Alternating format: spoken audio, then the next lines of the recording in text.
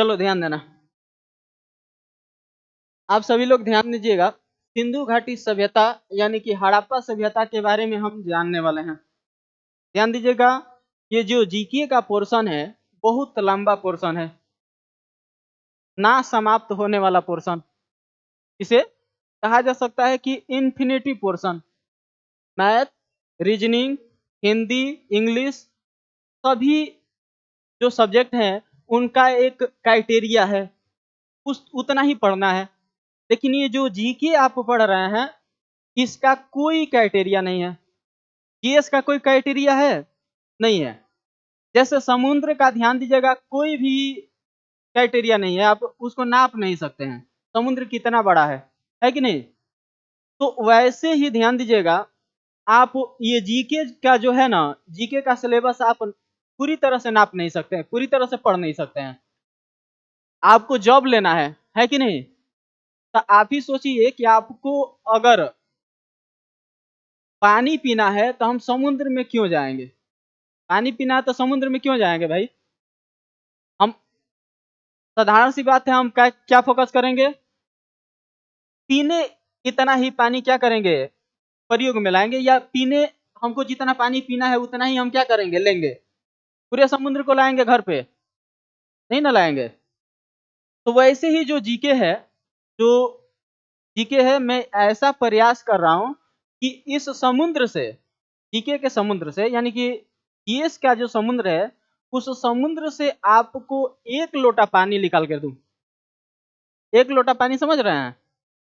अरे लोटा, लोटा ना समझ में आ रहा है तो ये गिलास समझ लो कि आप सबको ध्यान दीजिएगा, पूरे इस जीएस के समुद्र से मैं एक गिलास पानी निकाल के देने वाला हूं कि आपको कहीं पेपर में समस्या ना हो, दिक्कत ना हो। आखिर लड़का इतना सारे सब्जेक्ट को लोड लेकर चलेगा कहाँ। कहीं प्रोफेसर तो बनना नहीं है, या कहीं आपको टीचिंग क्षेत्र में जाना है तो उसके लिए एक सब्जेक्ट होता है, प्रॉपर एक विषय पे काम किया जाता है। इतने सारे सब्जेक्टों में पीएचडी नहीं किया जा सकता है। तो हम उतना ही पढ़ेंगे जो हमारे पेपर में आए। ध्यान दीजिएगा, इसी को फोकस करके हम क्या कर रहे हैं, क्लास को ले रहे हैं। बाकी सारी बुक तो इतनी पढ़ी है कि जो पढ़ेंगे आप तो समझ में आपको आएगा ही नहीं कि क्या क्या पढ़ लिए और क्या क्या पढ़ना है। लेकिन जो मैं जिस वे में पढ़ा रहा हूँ उस वे में आप अगर पढ़ेंगे तो आपको सारी चीज़ों के कंसेप्ट क्लियर हो जाएंगे, और कोई भी बुक अगर पढ़ना चाहेंगे तो आसानी से पढ़ सकते हैं सिंपल वे में। Any problem. चलें क्लास पे, क्लास पे चलें। चलो ध्यान देना, देख लेना भाई सभी लोग। एक बार और हम रिवीजन करा देते हैं पिछले क्लासों में जो पढ़ा दिए हैं। सिंधु घाटी सभ्यता के हम सामान्य परिचय आपको क्या किए थे, बताए थे। सिंधु घाटी सभ्यता, ध्यान दीजिएगा, सिंधु घाटी सभ्यता, सिंधु घाटी सभ्यता, सिंधु घाटी सभ्यता, सिंधु घाटी सभ्यता।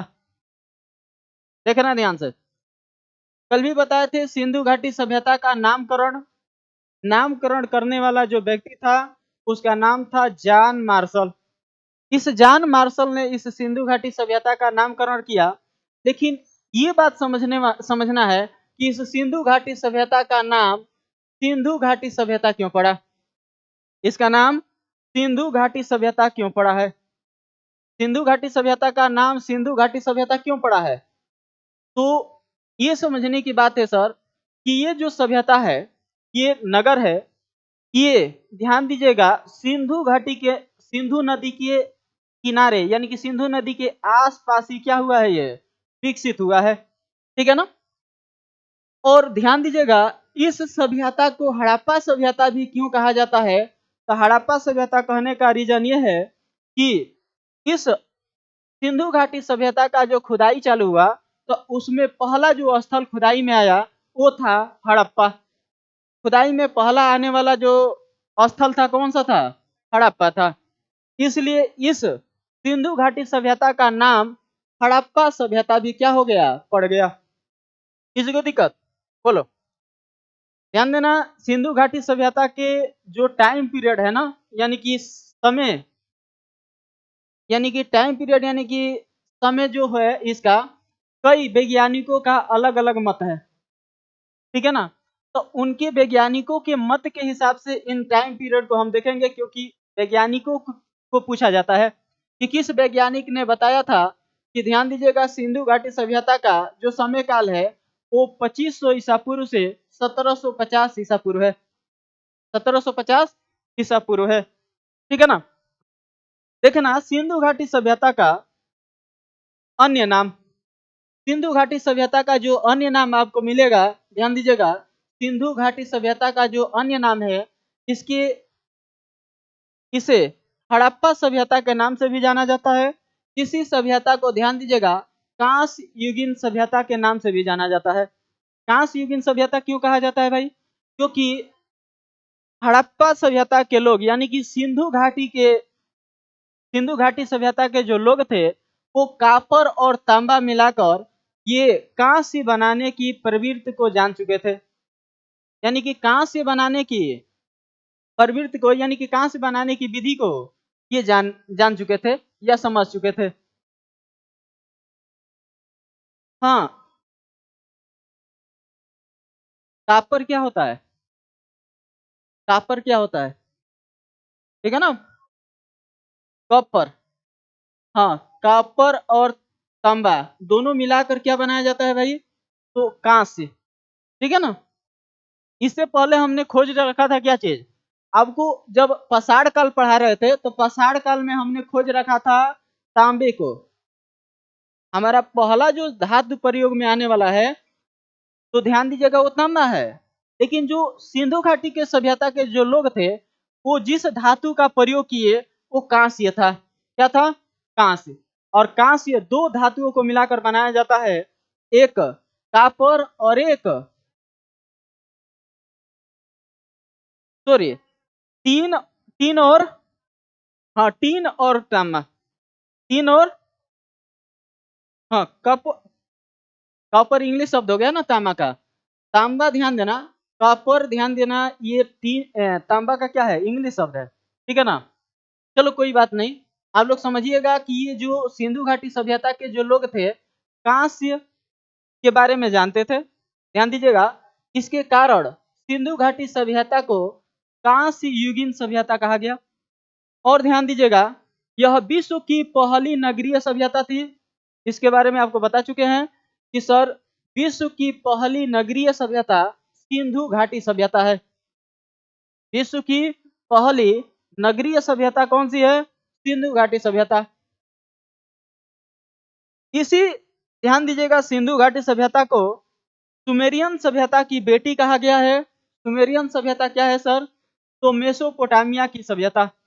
मेसोपोटामिया जो है ना सभ्यता, उसकी ये बेटी कही गई है सिंधु घाटी सभ्यता को। और एक नाम और याद रखिएगा जो बहुत ही इंपॉर्टेंट है, सरस्वती सभ्यता। सरस्वती सभ्यता। तो सिंधु घाटी सभ्यता के नाम आपको पता चल गए कौन कौन से हैं। तो बहुत ही इंपॉर्टेंट जो नाम है हड़प्पा सभ्यता, कई बार पेपर में आ चुका है कि किस सभ्यता को ध्यान दीजिएगा हड़प्पा सभ्यता के नाम से जाना जाता है। किसको? तो सिंधु घाटी सभ्यता। कांस्य युगीन सभ्यता, हड़प्पा सभ्यता, नगरीय सभ्यता, और ध्यान दीजिएगा सुमेरियन सभ्यता की बेटी, और एक और नाम है क्या चीज? तो सरस्वती सभ्यता। इनके कई अन्य नाम हैं, ठीक है ना। आगे देखना, जैसे आप लोग का भी नाम होगा ना घर का, है कि नहीं? अलग अलग नाम होंगे। हो सकता है कि आपके मामा के गांव पे अलग नाम हो, आपके घर पे अलग और स्कूल में अलग, ऐसा भी होता है। वैसे ही इनके ध्यान दीजिएगा जो भी उस समय के विद्वान थे जिन्होंने इन सभ्यता के बारे में लिखा, उसने अलग अलग नाम से इसको क्या कर दिया? लिख दिया, या अलग अलग इसको नाम दे दिए, ठीक है ना। आगे देखना, सिंधु घाटी सभ्यता के जो समकालीन सभ्यता थी, ध्यान देना, सिंधु घाटी सभ्यता के जो समकालीन सभ्यता थी, पहली थी चीन की सभ्यता। पहली चीन की सभ्यता, दूसरी मिस्र की सभ्यता, और तीसरी जो थी मेसोपोटामिया की सभ्यता थी। लेकिन महत्वपूर्ण ये है सर कि ये किस नदी के किनारे विकसित हुए थे? ध्यान दीजिएगा, जिस समय की हम बात कर रहे हैं आद ऐतिहासिक काल का, उस समय जो लोग निर्भर थे नदियों पे निर्भर थे, क्योंकि पानी के जो भी संसाधन थे इनके नदी से क्या होते थे, पूरे होते थे, क्योंकि ना ही उस समय कुएं थे और ना ही उन समय क्या थे, तो ये पंप। ठीक है ना। तो ध्यान दीजिएगा, जो चीन की सभ्यता है, यह जो चीन की सभ्यता है यह किस नदी के किनारे बसी थी, तो चीन की सभ्यता ध्यान दीजिएगा हुआंग हो, हुआंग हो नदी के किनारे क्या थी, ये बसी हुई थी। और मिस्र की जो सभ्यता थी, ये मिस्र की सभ्यता ध्यान देना नील नदी के किनारे क्या हुआ था, तो बसा हुआ था। नील नदी के किनारे कौन सी सभ्यता बसी हुई थी, मिस्र की सभ्यता। और ध्यान दीजिएगा एक क्वेश्चन यहां से कल भी बताए थे कि जो मिस्र मिस्र को ध्यान दीजिएगा, इस मिस्र को ध्यान दीजिएगा, नील नदी क्या कहा जाता है, मिस्र का नील नदी क्या है, वरदान है। हाँ, ये तो हम बताए थे कि नील नदी के बारे में एक स्टैटिक क्या है, जीके से प्रश्न बनता है वन लाइनर में कि विश्व की सबसे लंबी नदी कौन सी है, तो विश्व की सबसे लंबी नदी कौन सी है, तो नील। ये विश्व की सबसे लंबी लंबी नदी है। क्या है, तो विश्व की सबसे लंबी नदी कौन सी है भाई, तो नील नदी है। लेकिन विश्व की सबसे चौड़ी नदी कौन सी है, बहाव की दृष्टिकोण से अमेजन। ठीक है ना, सबसे चौड़ी नदी, सबसे चौड़ी नदी कौन सी है, तो अमेजोन।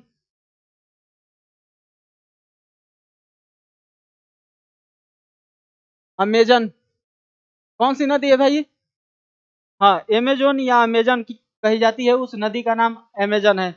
इसी नदी में ध्यान दीजिएगा विश्व का सबसे बड़ा सांप एनोकोंडा पाया जाता है, विश्व का सबसे लंबा सांप। हाँ, ध्यान दीजिएगा इसी नदी में क्या होता है, एनोकोंडा पाया जाता है। आगे देखिएगा ध्यान से, दो चीजों को ध्यान दीजिएगा, नील नदी से क्वेश्चन जो बनते हैं, विश्व की सबसे लंबी नदी कौन सी है, तो नील। और ध्यान दीजिएगा विश्व की सबसे चौड़ी नदी जो है कौन सी है, अमेजन। किसी को दिक्कत, लेकिन अगर यहीं भारत की बात की जाए तो ध्यान दीजिएगा भारत की सबसे लंबी नदी, भारत की सबसे लंबी नदी गंगा है, जिसकी लंबाई 2500 2500 2500 ध्यान दीजिएगा 25 किलोमीटर है। ये पेपर में पूछा जाता है 2525, कहीं कहीं आपके बुक में मिलेगा 2505। 2500 सबसे लंबी नदी, भारत की सबसे लंबी नदी, भारत की सबसे लंबी, भारत की सबसे लंबी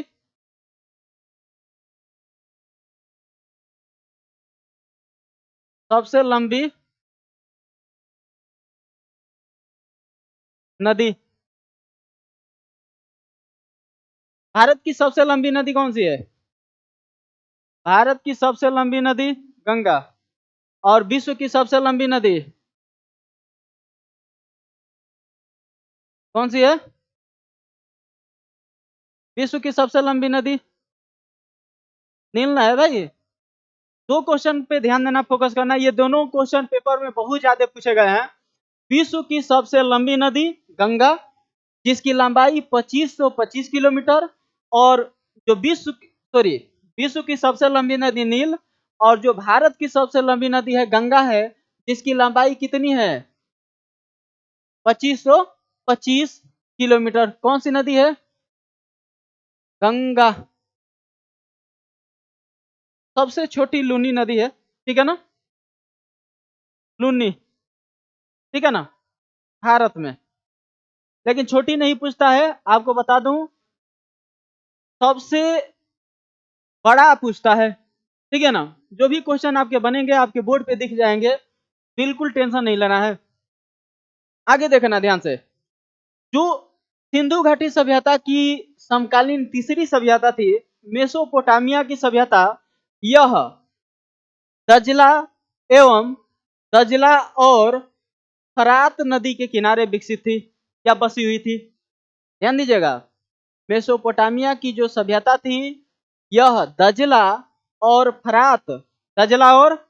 फरात नदी के किनारे क्या थी, बसी हुई थी। बहुत इंपॉर्टेंट प्रश्न पूछा जाता है कि मेसोपोटामिया की सभ्यता किस नदी के किनारे बसी थी। दजला और फरात दोनों नदियों का नाम याद रखिएगा। आगे देखना, सिंधु घाटी सभ्यता के जो पहली जानकारी हमको मिली है वो ध्यान दीजिएगा 1826 में चार्ल्स मेंशन द्वारा क्या की गई है, दी गई थी। ध्यान दीजिएगा, सिंधु घाटी सभ्यता की पहली जानकारी या पहली बार जानकारी हमको जो प्राप्त हुई वो 1826 में मिली।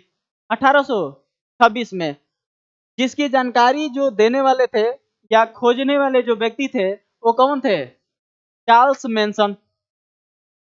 ध्यान दीजिएगा 1800 जो 56 है, 1856 में ध्यान देना, कनिंघम, ध्यान दीजिएगा अलेक्जेंडर कनिंघम, ये पुरातात्विक विभाग के क्या थे, ये जनक है, भारतीय पुरातात्विक विभाग के जनक है। ध्यान दीजिएगा, इन्होंने 1861 में भारतीय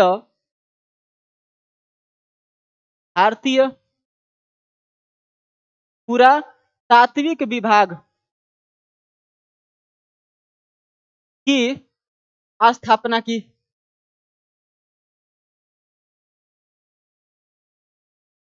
स्थापना, पुरातात्विक विभाग मैंने समझ रहे हो, उसमें पुरातात्विक विभाग का मतलब होता है कि ये सर्वेक्षण करते हैं जो प्राचीन समय की वस्तुएं हमें क्या मिली हैं, खोज में मिली है।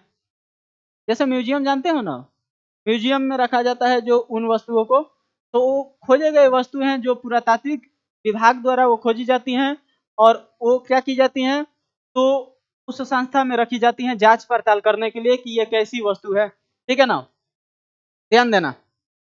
पुरातात्विक विभाग की स्थापना 1861 किनके द्वारा, तो कनिंघम के द्वारा किया गया था। सिंधु घाटी सभ्यता का पहला सर्वेक्षण किसने किया, हाँ तो कनिंघम। ठीक है ना, फिर भी इस पे उतना कार्य नहीं हुआ जो ये विश्व स्तर पे दिखाया जा सके। ध्यान दीजिएगा, इस पे काम शुरू हुआ है 1921 में। सिंधु घाटी सभ्यता पे जो काम हुआ उत्खनन कार्य, तो उत्खनन माने खुदाई, समझ रहे हो ना, तो खुदाई का जो कार्य किया गया वो किया गया है, ध्यान दीजिएगा 1921 में पहली बार दयाराम साहनी द्वारा, और किसके नेतृत्व में, जॉन मार्शल के नेतृत्व में। ठीक है ना, क्योंकि इसके क्या थे, वो पुरातात्विक विभाग के उस समय वो सीओ थे। ठीक है ना, निर्देशक, पुरातात्विक विभाग के जो निर्देशक थे वो कौन थे, तो ध्यान दीजिएगा जॉन मार्शल, और उनके नेतृत्व में उत्खननकर्ता दयाराम साहनी के उत्खनन कार्य में इसका क्या हुआ, तो उत्खनन हुआ है। ध्यान दीजिएगा, इसके बारे में सर्वप्रथम जो सरकार को ये जानकारी या सूचना दिया गया था वो दिया गया था बटन बंधुओं द्वारा। बटन बंधुओं द्वारा यानी कि बटन ब्रदर दो भाई थे, उन दोनों ने, ध्यान दीजिएगा, इस हड़प्पा सभ्यता की जानकारी पहली बार सरकार तक पहुंचाने वाले कौन थे भाई, तो ये दोनों भाई थे। तो ये मिला कहाँ पे, तो जो रेलवे लाइन बिछाई जा रही थी, ध्यान देना, कराची टू लाहौर 1853 से 1856, उस समय इस रेलवे लाइन लगाते समय जब खुदाई हो रहा था, उस ट्रैक को बिछाने के समय, तो उस खुदाई से जो अवशेष मिले थे उससे इसके बारे में क्या चला, पता चला। ठीक है ना, ध्यान दीजिएगा, यहां से एक क्वेश्चन और स्टैटिक बनता है कि ध्यान दीजिएगा भारत में पहली ट्रेन कब चलाई गई थी? तो भारत में पहली ट्रेन जो चली 1800। तो भारत में सर पहली ट्रेन जो चलाई गई, पहली ट्रेन यानी कि फर्स्ट ट्रेन वो कब चली है भाई? तो चली है सर 1853। 1853 ईस्वी में। कहाँ से कहाँ तक? तो मुंबई टू ठाणे। मुंबई टू ठाणे। तो ये स्टैटिक के क्वेश्चन बनते हैं, हमेशा ध्यान दीजिएगा। आगे देखना, मुंबई से ठाणे, मुंबई से ठाणे,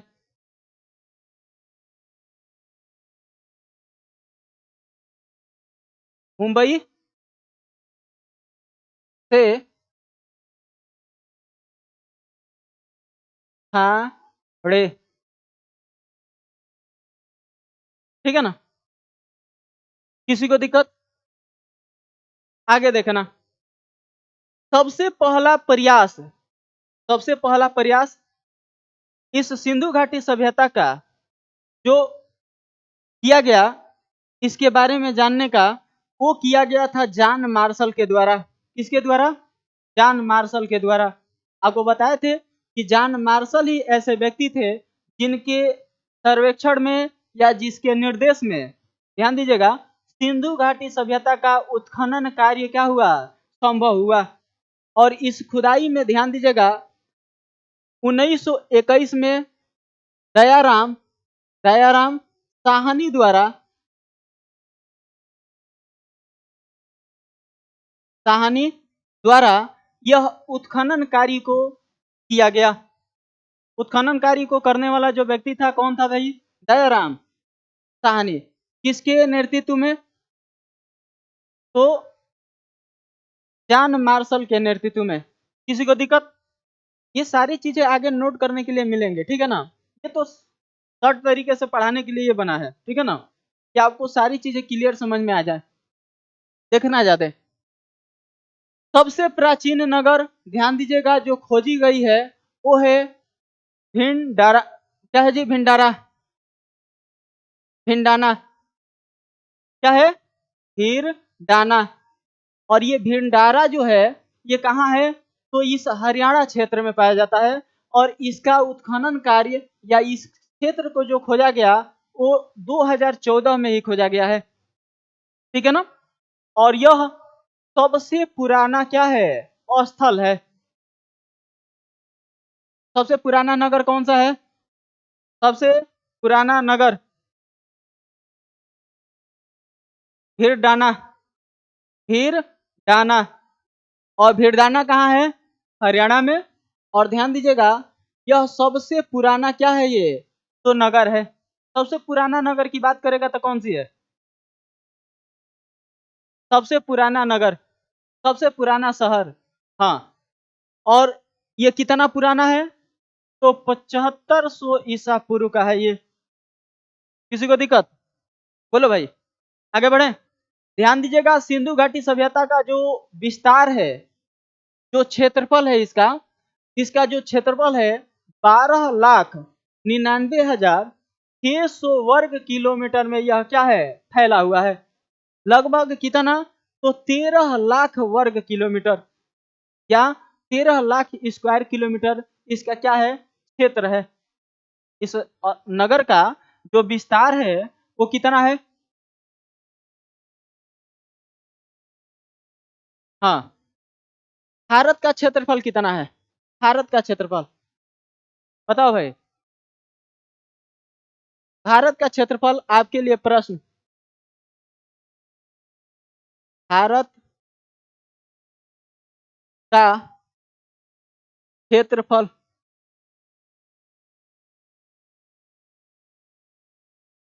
भारत का क्षेत्रफल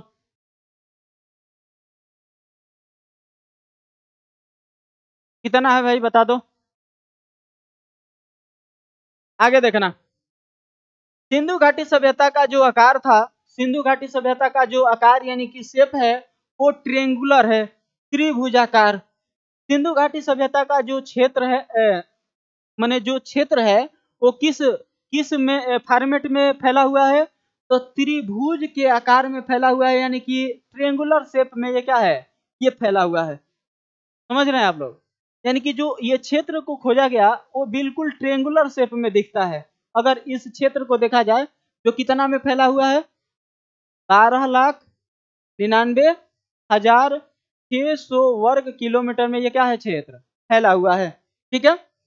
इनके जो समाज थे, सिंधु घाटी सभ्यता की जो समाज थी, ये मात्र सतनात्मक थी, यानी कि माताओं के नाम से बच्चों को जाना जाता था, या जो भी कार्य होते थे इस सभ्यता में या इस समय में, वो माताओं की सहमति से हुआ करते थे। ठीक है ना?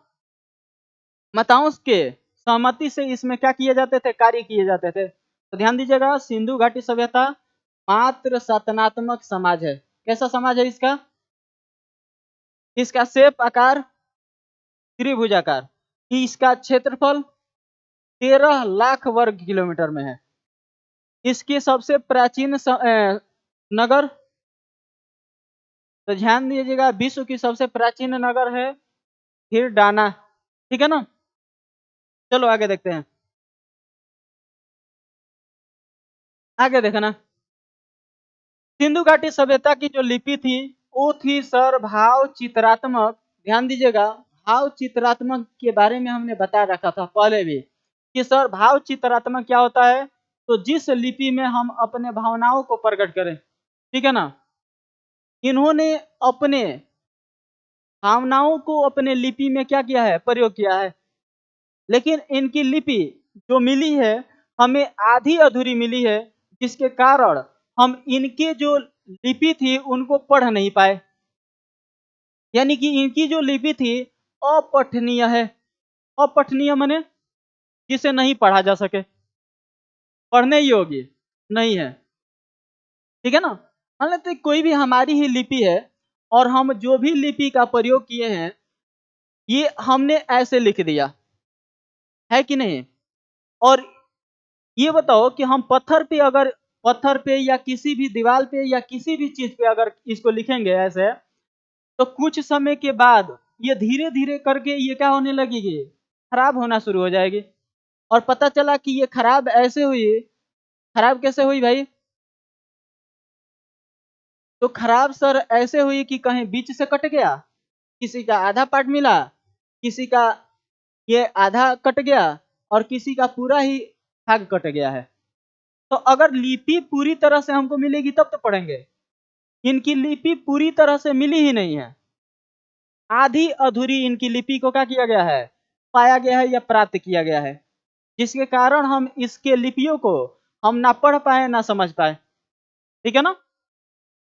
ध्यान दीजिएगा, यानी कि सिंधु घाटी सभ्यता की जो लिपि थी भाव चित्रात्मक थी, लेकिन पढ़ी नहीं गई है, अभी तक पढ़ी नहीं गई है और वो कभी पढ़ी भी नहीं जा सकती है, क्योंकि वो लिपि पूर्ण रूप से मिली नहीं हमें। ठीक है?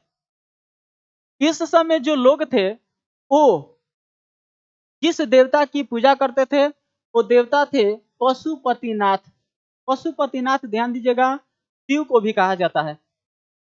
यानी कि सिंधु घाटी सभ्यता के लोग पशुपतिनाथ की क्या करते थे, पूजा करते थे और मातृ देवी की पूजा करते थे। सिंधु घाटी सभ्यता के लोग पशुपतिनाथ और मातृ देवी की पूजा करते थे। जो मातृ देवी थी वो किसकी देवी थी, उर्वरता का, उर्वरता का क्या थी, ये देवी थी। ठीक है ना?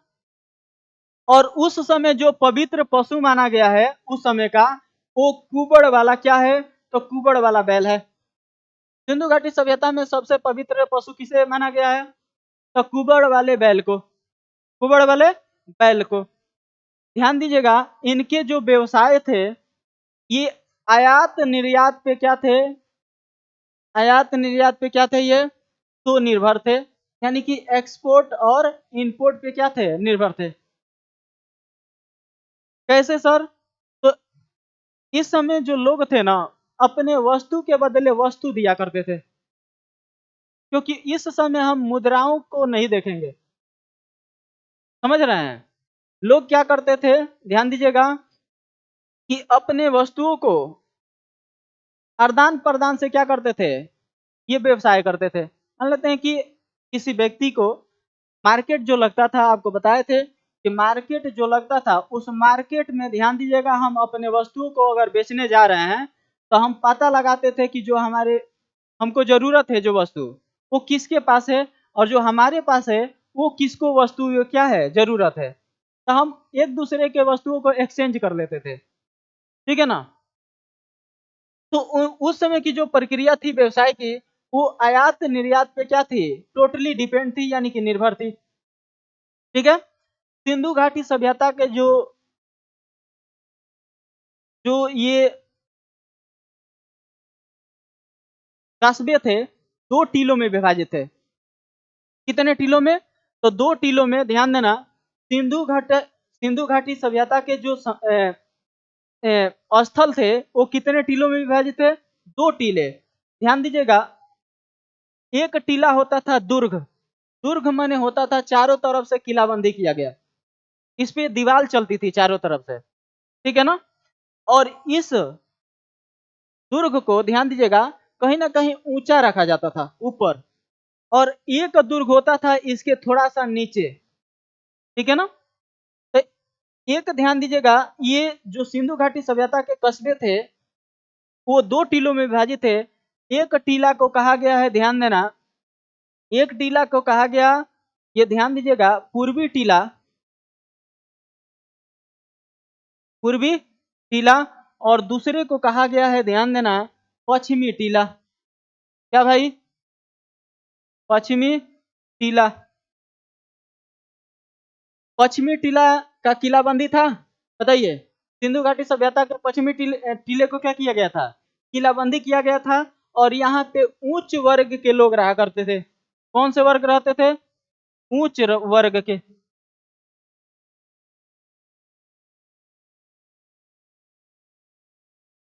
और यहाँ पे तो सर निम्न वर्ग के, निम्न वर्ग के। एक बार और ध्यान से सुन लेना, सिंधु घाटी सभ्यता के जो स्थल थे दो टीलों में विभाजित थे। एक पश्चिमी टीला और दूसरा पूर्वी टीला। पश्चिमी टीला थोड़ा ऊपर था, ठीक है ना, और पूर्वी टीला थोड़ा नीचे था। पश्चिमी टीला में उच्च वर्ग के लोग रहते थे, पूर्वी टीला में निम्न वर्ग के लोग रहा करते थे। ठीक है ना। इसका मतलब कि सर पश्चिमी टीला में राजा महाराजा रहा करते थे, यानी कि शासन जो प्रणाली थी वो कहाँ थी, तो इस पश्चिमी टीले में थी। इसे चारों चारों तरफ से क्या किए जाते थे, किलेबंदी कर दिया जाते थे। ठीक है। आगे देखना, लेकिन ध्यान दीजिएगा, आपको बताए थे कि लेकिन जो धोलावीरा है यह तीन टीलों में विभाजित है। कौन कौन से टीला, तो इसमें जो तीन टीले बताए थे हम, ध्यान देना,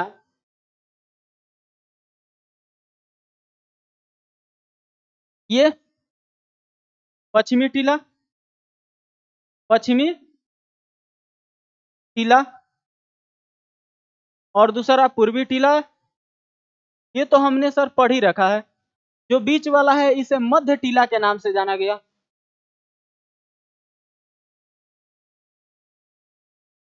तो ये आप लोग ध्यान दीजिएगा, बिल्कुल दिमाग में रखेंगे कि सर धोलावीरा इस सिंधु घाटी सभ्यता का एकमात्र स्थल है जहां पे तीन टीले पाए गए हैं। कौन कौन से टीले, तो सर पूर्वी टीला एक, पूर्वी टीला, पश्चिमी टीला एक, मध्य टीला। कौन सा जी, मध्य टीला। ये तीनों टीलों को ध्यान रखना है। पूछा जाएगा कि सिंधु घाटी सभ्यता में कौन सी स्थल है जहां पे तीन टीले के अवशेष मिले हैं, या तीन टीले मिले हैं, कहां पे मिले हैं भाई। आगे देखना, सिंधु घाटी सभ्यता जो थी इसका विस्तार ध्यान दीजिएगा, भारत और पाकिस्तान में जो जो थे लगभग 1500 से 1600 स्थल पे पाए गए हैं। 1500 से 1600 स्थल पे पाए गए हैं। और इनके जो बिंदु की बात करें तो सर अगर इनकी पूर्वी और पश्चिमी विस्तार को देखें तो ध्यान दीजिएगा, सिंधु घाटी सभ्यता का जो विस्तार था ये आलमगीरपुर उत्तर प्रदेश तक था। सिंधु घाटी सभ्यता का जो पूर्वी विस्तार थी, यानी कि सिंधु घाटी सभ्यता का जो पूर्वी सबसे पूर्वी जो बिंदु था या स्थल था वो कौन सा था? आलमगीरपुर उत्तर प्रदेश। किस नदी के किनारे? तो सर हिडेन नदी के किनारे ये क्या था? बसा हुआ था। सिंधु घाटी सभ्यता की ध्यान दीजिएगा सबसे दक्षिणी जो स्थल थी वो थी दायमाबाद। दायमाबाद कहाँ पड़ता है? महाराष्ट्र में। और ये जो स्थल है परवरा नदी के किनारे स्थित है। परवरा नदी के किनारे स्थित है, ध्यान दीजिएगा दायमाबाद। ये जो स्थल है, जो नदी हम बता रहे हैं कि किस नदी के किनारे स्थित है, ये नदियां बहुत इंपॉर्टेंट है कि सर दायमाबाद किस नदी के किनारे स्थित था?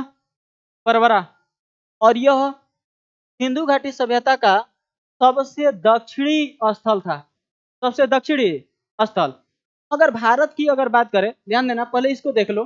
भारत की भी बात करेंगे कि भारत का सबसे दक्षिणी बिंदु कौन है, भारत का सबसे पूर्वी बिंदु कौन सा है, भारत का सबसे उत्तरी बिंदु कौन सा है, भारत का सबसे पश्चिमी बिंदु कौन सा है। पहले इस सिंधु घाटी सभ्यता के स्थलों को देखते हैं कि इनके जो विस्तार है कहाँ से कहाँ तक क्या है, ये फैले हुए हैं। यानी कि सिंधु घाटी सभ्यता का जो सबसे पूर्वी बिंदु था आलमगीरपुर उत्तर प्रदेश तक था। और ध्यान दीजिएगा हिडेन नदी के किनारे क्या है, ये बसा हुआ है। और जो सिंधु घाटी सभ्यता का जो विस्तार बिल्कुल दक्षिण में था, तो सबसे इसका दक्षिणी जो बिंदु है दायमाबाद, ये महाराष्ट्र में है, परवरा नदी के किनारे है। सिंधु घाटी सभ्यता का सबसे पश्चिमी बिंदु कौन सा है भाई, या सबसे पश्चिमी स्थल? ये है सुतकेडोर। सुटकेडोर जो कहाँ है? बलूचिस्तान में। कहाँ भाई? बलूचिस्तान में है। जो बलूचिस्तान है वो कहाँ पड़ता है? पाकिस्तान का हिस्सा है, ठीक है ना।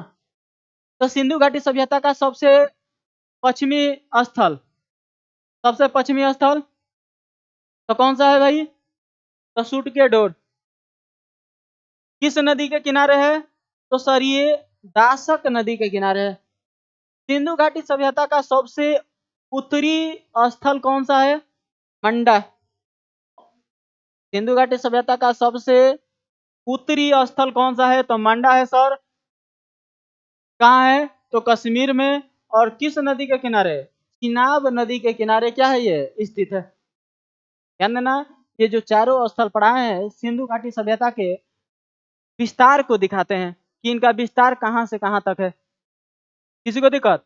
अगर आपसे पूछूं, ध्यान दीजिएगा, कि सिंधु घाटी सभ्यता का सबसे पूर्वी स्थल कौन सा है? सबसे पूर्वी स्थल बताओ भाई। आलमगीरपुर उत्तर प्रदेश किस नदी के किनारे? हिडेन नदी के किनारे। सिंधु घाटी सभ्यता का सबसे दक्षिणी स्थल दायमाबाद महाराष्ट्र किस नदी के किनारे? परवरा नदी के किनारे। सिंधु घाटी सभ्यता का सबसे पश्चिमी स्थल सुतकेडोर बलूचिस्तान किस नदी के किनारे है? दासक नदी के किनारे। सिंधु घाटी सभ्यता का सबसे उत्तरी विस्तार या उत्तरी बिंदु कौन है? मंडा है। और कहाँ है? कश्मीर किस नदी के किनारे है? चिनाब नदी के किनारे। किसी को दिक्कत यहाँ तक? सबको समझ में आ रहा है? आगे देखना,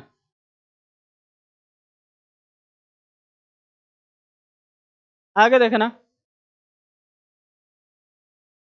सबको समझ में आ रहा है ना यहाँ तक?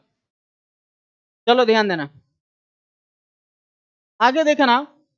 सिंधु घाटी सभ्यता के सिंधु घाटी सभ्यता के महत्वपूर्ण स्थल, महत्वपूर्ण स्थल, ये आपको ध्यान देना है।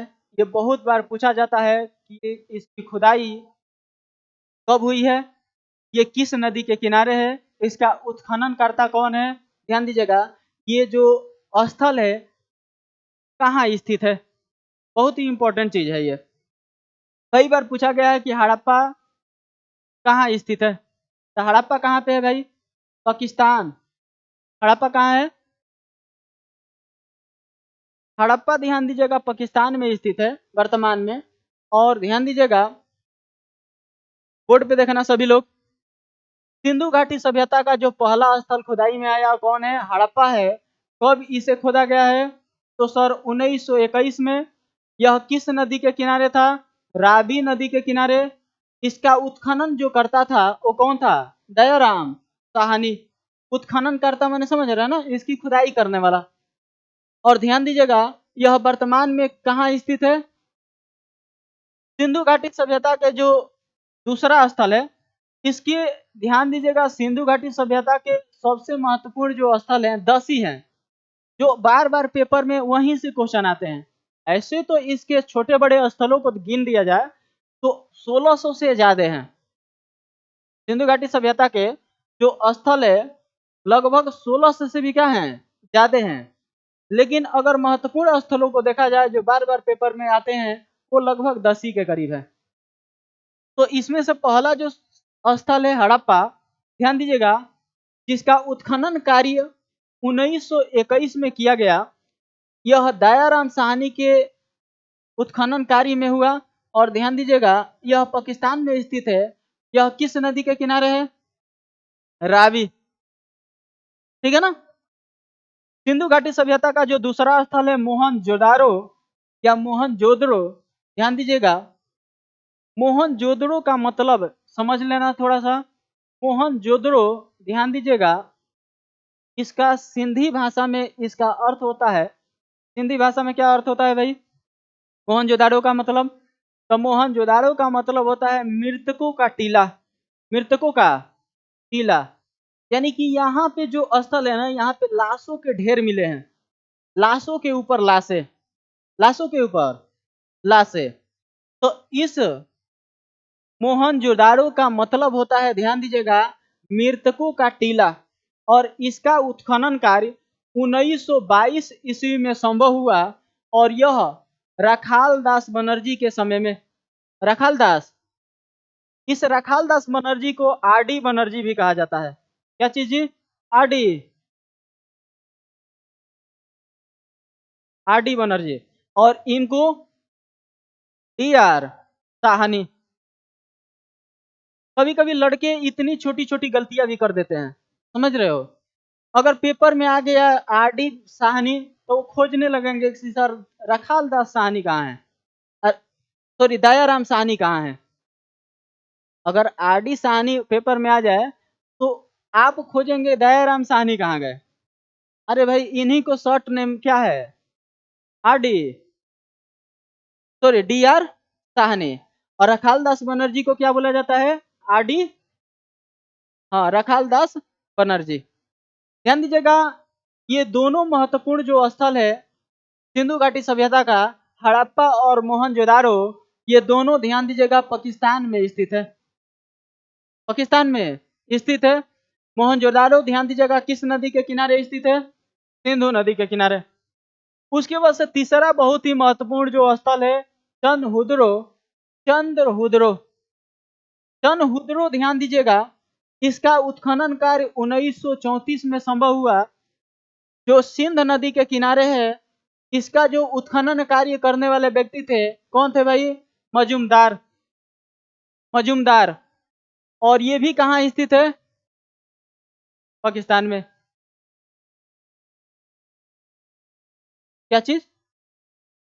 हाँ, इनका पूरा नाम है गोपाल मजूमदार, लेकिन ध्यान दीजिएगा शॉर्ट नेम याद रखेंगे आपके लिए आसान होगा, मजूमदार।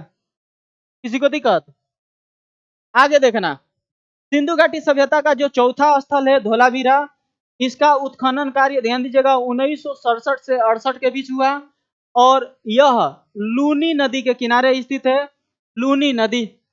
और ध्यान दीजिएगा इसका उत्खनन कार्य करने वाले बिष्ट और जोशी थे। बिष्ट और आर एस बिष्ट और कौन? जोशी, याद रखना, जेपी जोशी, जेपी जोशी। और यह जो स्थल है वो कहाँ स्थित है? गुजरात में। धोलावीरा कहाँ स्थित है? गुजरात में। ठीक है ना। एक बार और देख लो ध्यान से, हड़प्पा की उत्खनन कार्य 1921 किस नदी के किनारे? रावी। इसका उत्खनन कार्य करने वाला दयाराम साहनी। किस जगह स्थित है ये? पाकिस्तान। मोहनजोदाड़ो, ध्यान दीजिएगा 1922, ये किस नदी के किनारे है?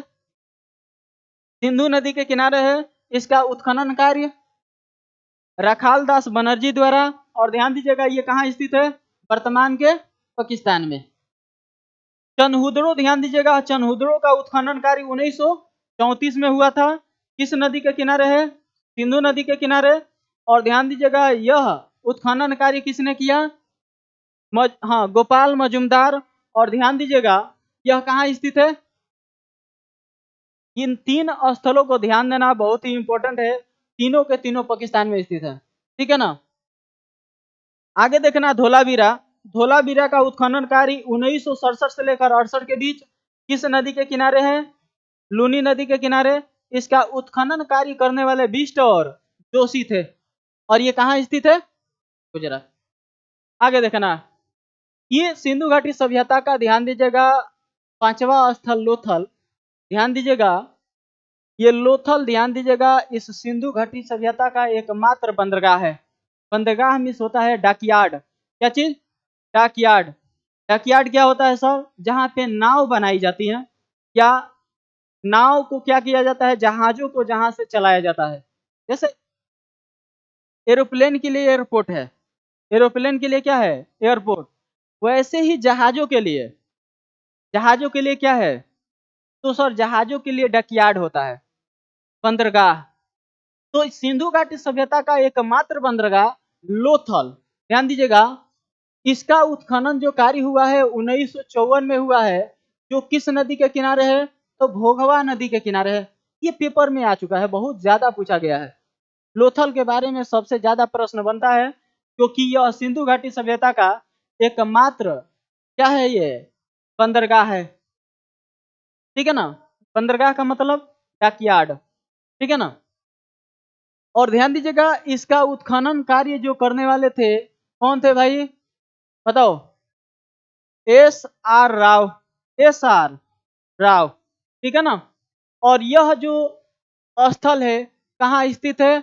गुजरात में स्थित है, गुजरात, अहमदाबाद, ठीक है ना। आगे देखिएगा ये सिंधु घाटी सभ्यता का जो अगला स्थल है बनवाली। कौन है भाई? बनवाली। बनवाली का जो उत्खनन कार्य हुआ है 1974 में हुआ है। ध्यान दीजिएगा यह किस नदी के किनारे है? सरस्वती नदी के किनारे है। लेकिन सरस्वती नदी की एक सहायक नदी है, ध्यान दीजिएगा कौन सी? दोस्ती। कौन है भाई? दोस्ती है। हाँ दूसती, थोड़ा सा टेढ़ा है, आप लोग याद रखिएगा दूसती। दूसती, ध्यान दीजिएगा सरस्वती नदी की सहायक नदी है, और इसी नदी के किनारे ये क्या है? बनवाली स्थित है। और ध्यान दीजिएगा इस बनवाली का उत्खनन कार्य करने वाले कौन थे? RS बिष्ट। और यह कहाँ पड़ता है? हरियाणा में। स्थल और जगह को याद रखिएगा कि कौन सा स्थल कहाँ स्थित है। ये पूछे जाते हैं किस नदी के किनारे है। उत्खनन जो कार्य है, समय, समय को 2-3 जो आगे पढ़ाए हैं, ध्यान देना। जो टाइम पीरियड पूछता है या समय, समय को पूछता है, बस इन्हीं 3-4 को पूछता है, बाकी का समय नहीं पूछता है। क्या पूछेगा? तो वो कहाँ स्थित है और किस नदी के किनारे स्थित है, कितना कम से कम दिमाग में आपके होना चाहिए। अगर उत्खनन करता भी आपको याद नहीं होगा तो चल जाएगा, ठीक है ना।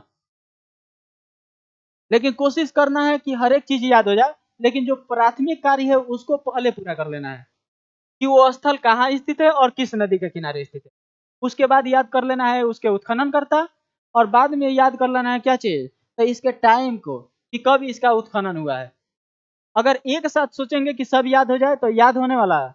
बिल्कुल ना है, ठीक है ना। बनवाली बताओ कहाँ स्थित है? बनवाली तो सर हरियाणा में। किस नदी के किनारे है? सरस्वती, ठीक है ना। अगर ऑप्शन में ये ना मिलेगा तो क्या खोजेंगे?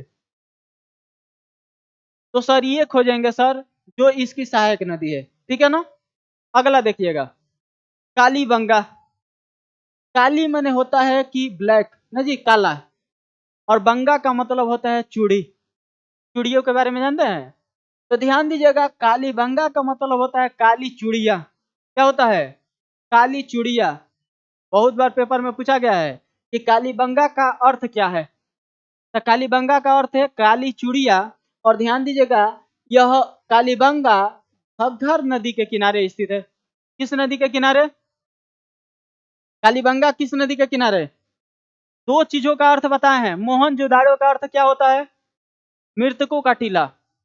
और दूसरा बता रहे हैं हम, ध्यान दीजिएगा, कालीबंगा का मतलब, बंगा का मतलब होता है चूड़ी। क्या होता है बंगा का मतलब? और काली का मतलब जानते ही है कि काला। तो काली चूड़िया, इस कालीबंगा से काली चूड़ियों का अवशेष मिला है, ध्यान दीजिएगा, तब इसका नाम कालीबंगा पड़ा है। और यह किस नदी के किनारे है? घग्गर नदी के किनारे। यह स्थल कहाँ स्थित है? राजस्थान। और ध्यान दीजिएगा, इसका उत्खनन कार्य 1953 में हुआ। और इसका उत्खनन कार्य करने वाले कौन थे? बताओ भाई। अमलानंद घोष, अमलानंद घोष और बीके थापर। बीके, अमलानंद घोष थे ना, इसका उत्खनन कार्य शुरू किए थे कब? तो 1953 में। लेकिन इसे पूरा नहीं कर पाए। इसको पूरा करने वाले थे बीके थापर, जो 1960 में इसका दोबारा उत्खनन किया गया। बहुत सारे स्थल ऐसे हैं जिनको दोबारा उत्खनन किया गया है, समझ रहे हैं। पहली बार इसका उत्खनन कार्य किसने शुरू कर दिया था? तो किया था सर घोष ने, जो 1953 में शुरू किया। लेकिन इसका दोबारा उत्खनन जो हुआ, वो हुआ है बीके थापर द्वारा। कब हुआ है? तो 1960 में। अगला इस हड़प्पा सभ्यता का जो स्थल है रोपड़। रोपड़ ध्यान दीजिएगा, सतलुज नदी के किनारे स्थित है। और यह कहाँ स्थित है भाई? तो पंजाब क्षेत्र में स्थित है। कहाँ स्थित है? पंजाब। और ध्यान दीजिएगा, इसका उत्खनन कार्य हुआ है 1953, 1953, 1950। और इसका उत्खनन कार्य करने वाले कौन थे? वाईडी शर्मा। वाईडी, यज्ञ दत्त शर्मा ना जी, वाईडी शर्मा। आगे देखना, सिंधु घाटी सभ्यता का अगला जो स्थल है राखी गढ़ी। राखी गढ़ी, राखी गढ़ी ध्यान दीजिएगा, ये भी घग्गर नदी के किनारे स्थित है। जो कहाँ है जी? हरियाणा में है। और इसका उत्खनन कार्य 1963 में हुआ है। ठीक है, 1953। सुरकोटदा, सिंधु घाटी सभ्यता का अगला स्थल जो है सुरकोटदा है। कौन है भाई? सुरकोटदा। और सुरकोटदा 1964 में क्या किया गया? इसका उत्खनन किया गया। और इसका उत्खनन कार्य ध्यान दीजिएगा किसने किया है? तो जेपी जोशी ने। उत्खनन कार्य किसने किया? किस नदी के किनारे है? शादी कोर। शादी कोर नदी ध्यान दीजिएगा कहाँ स्थित है? गुजरात में। ठीक है ना, किसी को दिक्कत यहाँ तक? तो ये सिंधु घाटी सभ्यता के क्या हैं? महत्वपूर्ण स्थल हैं, जिनके बारे में हमने क्या कर लिया? जान गया। ठीक है ना, पढ़ लिया। किसी को दिक्कत? बोलो भाई, यहाँ तक सबको समझ में आ रहे हैं? सबको समझ में आ गया कि नहीं आ गए? देख लो एक बार, नोट कर लो। बहुत ही महत्वपूर्ण स्थल है, ठीक है ना। आपका सिंधु घाटी सभ्यता समाप्त। लेकिन अभी भी इसमें जो पॉइंट है, सिंधु घाटी सभ्यता से संबंधित कुछ महत्वपूर्ण तथ्य, तो उसको आगे पढ़ना है। अभी सिंधु घाटी सभ्यता के महत्वपूर्ण तथ्य, सिंधु घाटी सभ्यता के महत्वपूर्ण तथ्य, हाँ तथ्य जो स्पेशल होंगे, जो ऑनलाइनर में पेपर में आते होंगे, उसके बारे में देखेंगे। ये तो सिंधु घाटी सभ्यता का एक बेसिक कहानी है, या बेसिक क्या है, ये जानकारी है, बेसिक जानकारी। किसी को दिक्कत यहाँ तक? नहीं ना? ठीक है, धन्यवाद आप सभी को इतना अच्छे से क्लास अटेंड करने के लिए। ठीक है ना, जय हिंद, जय भारत। क्लास को क्या करेंगे अब? समाप्त। ठीक है ना।